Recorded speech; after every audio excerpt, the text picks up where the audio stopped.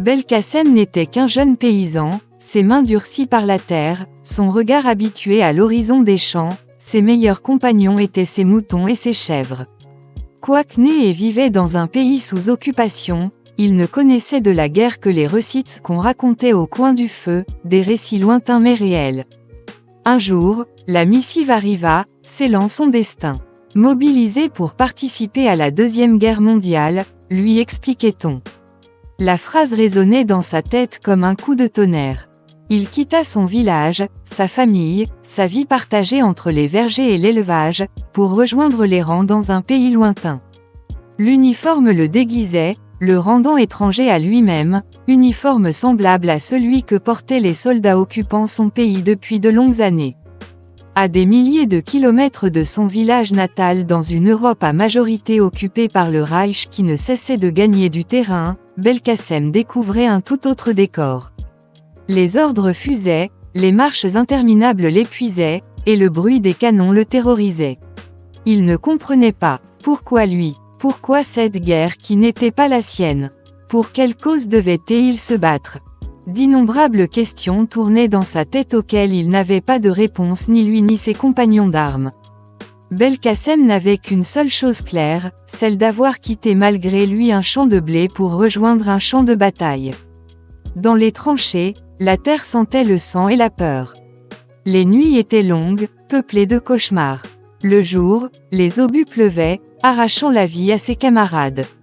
Belkacem, perdu dans cette folie, se sentait de plus en plus seul. Il voyait ses camarades écrire des lettres à leur famille, or que lui simple paysan, fils de paysan ne savait ni lire ni écrire, il restait sans aucune nouvelle de sa famille. Un soir, sous un ciel étoilé, il regarda les étoiles. Elles étaient les mêmes que celles qui brillaient au-dessus de son village en haute montagne de Kabylie. Un sentiment de paix l'envahit un instant.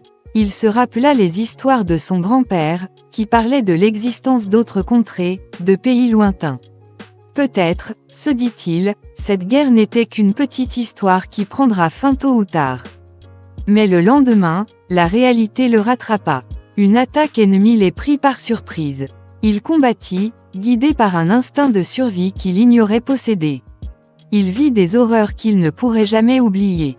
Et puis, un jour, il fut blessé. Évacué vers une base arrière, il se retrouva dans un hôpital.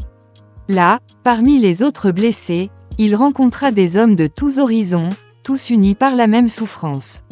Ils parlaient, ils pleuraient, ils se confiaient. Belkacem se sentit moins seul. Lorsqu'il fut rétabli, il retourna au front, mais il n'était plus le même. Il avait vu la mort de trop près, il avait perdu l'innocence. Il combattait toujours, mais avec une résignation teintée d'amertume. Il rêvait de retourner à sa terre, à sa famille. La guerre prit fin, les Alliés remportaient la victoire, Belkacem rentra chez lui, brisé. Le village avait changé, les visages étaient marqués par le deuil. Il retrouva sa mère, ses yeux humides de larmes. Il la serra dans ses bras, cherchant un réconfort qu'il ne trouva pas. Les années passèrent, chacune laissant une nouvelle cicatrice sur l'âme de Belkacem. Le champ de bataille, avec ses horreurs, avait éclipsé le souvenir de sa vie modeste.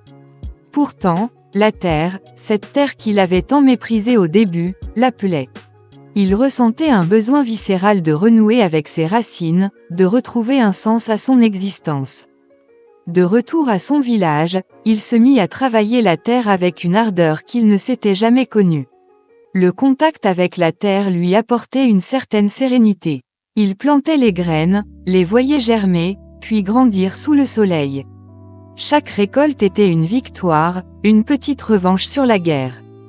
Il se maria avec Djoura, une jeune fille douce et patiente qui l'aidait à reconstruire sa vie.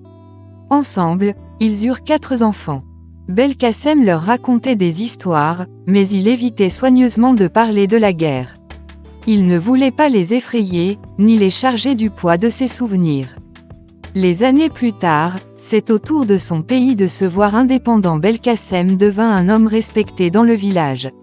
Il était toujours prêt à aider ses voisins, à partager ses connaissances. Mais malgré tout, il restait un homme marqué. Parfois, la nuit, il était réveillé par des cauchemars. Il voyait les visages de ses camarades tomber, entendait les cris de douleur. Un jour, un groupe d'anciens combattants vint visiter le village. Ils se réunirent pour commémorer ceux qui n'étaient plus. Belkacem les rejoignit, un nœud à la gorge. Ils parlaient de leurs souvenirs, de leurs pertes, de leur espoir. Pour la première fois depuis longtemps, Belkacem se sentit compris. Il prit la parole, il raconta son histoire, simplement, sans chercher à impressionner. Il parla de la terre, de la vie, de la mort. Et il parla de l'espoir, cet espoir fragile qui l'avait aidé à traverser les épreuves. À la fin de son discours, un silence respectueux s'installa. Puis, l'un après l'autre, les anciens combattants se levèrent pour l'applaudir. Belkacem avait touché leur cœur, il avait donné un sens à leur souffrance. Belkacem continua de vivre paisiblement. Les années passèrent, chacune laissant une nouvelle marque sur le visage ridé de Belkacem. Ses enfants avaient grandi, et il prenait plaisir à leur transmettre son savoir sur la terre. Il leur parlait des saisons, des cycles de la nature, mais jamais de la guerre. Il voulait qu'ils connaissent la paix qu'il avait tant cherchée. Un jour, son fils Omar, les yeux brillants d'une curiosité enfantine, lui demanda « Père, qu'est-ce que c'est qu'une guerre ?» Belkacem hésita un instant, puis prit son petit-fils sur ses genoux. Il lui parla doucement de la souffrance, de la perte, mais aussi de l'espoir. Il lui montra les cicatrices qu'il portait sur les mains, les traces invisibles de la guerre.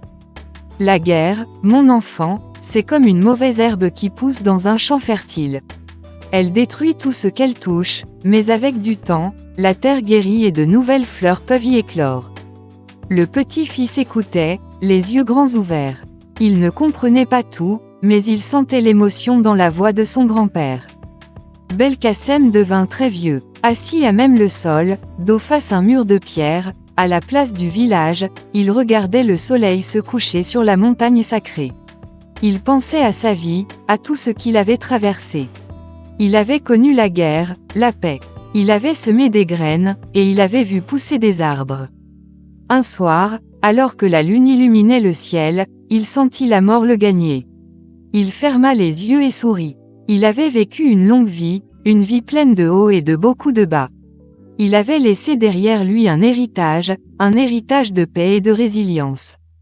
Les villageois vinrent lui rendre un dernier hommage et l'accompagner à sa dernière demeure.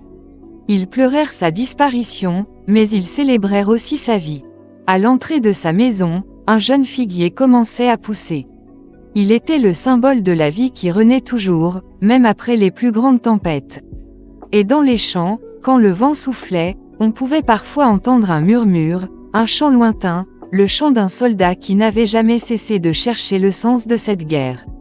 Cette histoire est un hommage à tous ceux qui ont souffert de la guerre, à ceux qui ont perdu leurs illusions, à ceux qui ont cherché un sens à l'absurde.